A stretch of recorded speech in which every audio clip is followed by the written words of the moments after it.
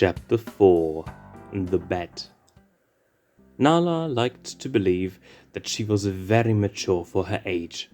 Sure, she liked to tease her best friend Simba now and then, but this was all in good spirits. Plus, she believed that at times Simba had it coming, and he was always either getting himself into trouble or trying to be cooler than he needed to be. The last one was especially funny to Nala, since she knew that Simba could be a bit of an oblivious dork with a knack for musical theatre. Whenever Nala caught him in the middle of a performance, she just had to laugh. Oh, sure, his boyish nature of play fighting, burping whenever the hell he felt like it, and trying to be brave 24/7 was there, but it obviously clashed with his other side. So seeing him getting all enchanted and such was rather funny. The first time she caught him, he was in denial about it. "No, I don't do girly stuff like that. I was just practicing my hunting skills," he had poutingly explained. Nala didn't know what the big deal was. "Come on, don't lie to me. I think it's kinda cool, to be honest." She really meant that. "But you laughed," Simba said while pouting. Nala had chuckled. "I laughed because I didn't expect it. I didn't want to hurt your feelings." Simba then had muttered something about not really having his feelings hurt, and after a while he stopped pouting.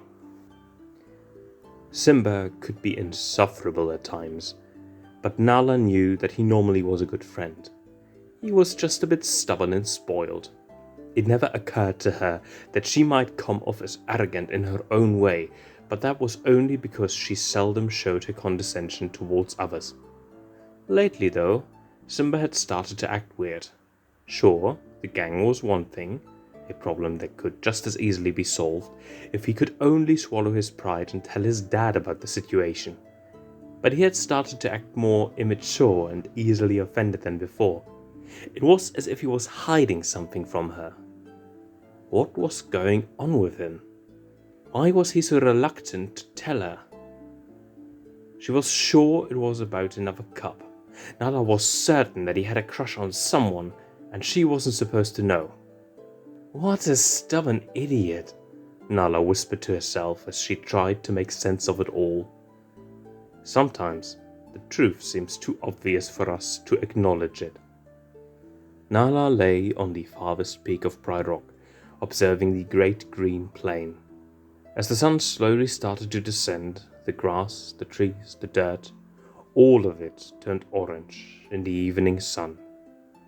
Suddenly, Nala spotted the two figures approaching Pride Rock from the far east. It was Simba and Nala's brother Mitu. "What in the flying Hey, watch it, young lady." It was Nala's mother Serafina who had interrupted Nala mid-sentence. "Yes, Mom, I wasn't going to say anything too bad," she said absent-mindedly as she kept on watching the two figures drawing closer. When she was with Simba, she would just talk any way she wanted, because Simba did so too. One of Simba's best qualities was his wild side. Even though he'd get in trouble for it, Nala couldn't deny that the best adventures were to be had with Simba. Both Simba and Nala didn't curse around their parents, obviously, but once they were out of reach, the floodgates of foul-mouthedness would open. If Mitu was near, Nala always made sure that he didn't tell her mother, but sometimes Mitu behaved just like the mama's boy who Nala thought him to be and tattled on her and Simba. Sometimes. Not always. "Whatever you say, Nala," said Serafina with a knowing smile. Nala was still watching the two cubs walking towards Pride Rock. "Mom, I'll be back in a few minutes. I'm just gonna meet up with Mitu and Simba," Nala said, and got on her paws. "Alright, but be back once the stars are out," Serafina reminded her daughter. "Sure thing." Just like that, Nala was on her way. Meanwhile, Mitu and Simba were walking side by side towards Pride Rock while talking. "Tomorrow we start the bet properly," said Simba. It's getting dark, and all the cops from Kahisha's gang are already with their moms inside of the den. Simba clenched his teeth. Cowards, he spat. Do I need to remind you of what we've been talking about a few hours ago in the cave? Neither of us has any right to call anyone a coward. Yet, said Mitu. The two of them trotted a few more minutes without saying a word. Oh no, said Simba as he spotted Nala coming their way. Simba instinctively widened the gap between him and Mitu, as not to give Nala any more ideas. What's up, guys? She cheerfully greeted the two. Hey, sis, replied Mitu. Hey, Nala. Sorry again for, what I did. Mitu wasn't sure what to make of that statement. Then he came to a hastily thought-out conclusion. Without a sign of warning, he pounced on Simba, pinned him down, and extended his claws, holding them up to Simba's face, ready to strike. Did you hit my sister? Mitu yelled at Simba with fury in his voice. Simba just stared at Mitu in bewilderment. What the fuck, dude? No, I did not hit her. I just yelled at her. Now get off my ass, you psycho. Simba pushed Mitu off of him. Mitu became mild and timid again. Oh, I'm sorry, Simba. I just thought you meant... Never mind. Nala was perplexed by what had just happened. Whoa, did you just threaten Simba? Of course. I mean, you're my sister, and I would never let anyone hurt you, said Mitu meekly. Okay, just to be sure, Simba, did my baby brother just threaten you? Nala asked Simba in disbelief. Hey, we're twins, and I already told you that I did, protested Mitu. Shut up for a second, Mitu. The big kids are talking. Simba, were you just threatened by Mitu? Nala looked at Simba expectantly. Simba replied with a seemingly mellow tone of voice, as not to suggest that he had been too upset by what had just transpired. Well, I guess so. I mean, sure, he was a bit too aggressive, but then again, he thought that, for whatever reason, I had hit you. Everybody snaps at something, I guess. Nala was discombobulated at how little Simba seemed to care. Mitu just got legitimately furious at someone. This is truly peculiar, proclaimed Nala. Why are you talking about me in the third person? I'm right here, objected Mitu. Hush, little brother. I need to think about this for a second. Simba sighed in relief as he muttered, At least she's not asking why I'm hanging around with Mitu. Why were you hanging around with Mitu anyway? Asked Nala with suspicion in her voice. Simba groaned. Why do I tempt the devil so often? Or, if you're too stubborn to answer, I'm just gonna ask Mitu. Mitu, why were you hanging out with Simba? We were doing cool bro stuff. He was desperately struggling for a convincing explanation. Totally normal boy stuff. Being the bros that we are, we earlier engaged in a talk about cool stuff of the unemotional type, added Simba, trying to hide his nervousness. Nala scanned the two of them with suspicion, first looking sharply into Mitu's, then Simba's eyes. Simba got weak knees as Nala stared at him. She had those azure blue eyes that he feared could gaze into his heart and leave him exposed. Because of this, he couldn't bear to maintain eye contact. He tried to make it look as if he was rolling his eyes, to make it seem as if she wasn't intimidating him. Hoping that she would have redirected her gaze elsewhere, he took a quick glance at her again, only to be met by her analyzing eyes yet again. You know, I was kind of joking before, but are you two together? Mitu blushed. Simba groaned. No, despite what you suspected earlier, and even what Kahisha has said, I'm not in love or together with Mitu. Nala kept her stare as she investigated further. If you two are not together, but you also don't hang out together, At least, not without me. Then, why are you two walking side by side into the sunset? If you really want to know, grumbled Simba, I saw him getting bullied by Kohisha and his gang. I interfered and managed to help him escape. I thought you said you had no chance against Kohisha and his gang, inquired Nala. Simba was still avoiding her eyes, which made it difficult for his statements to seem halfway self-assured.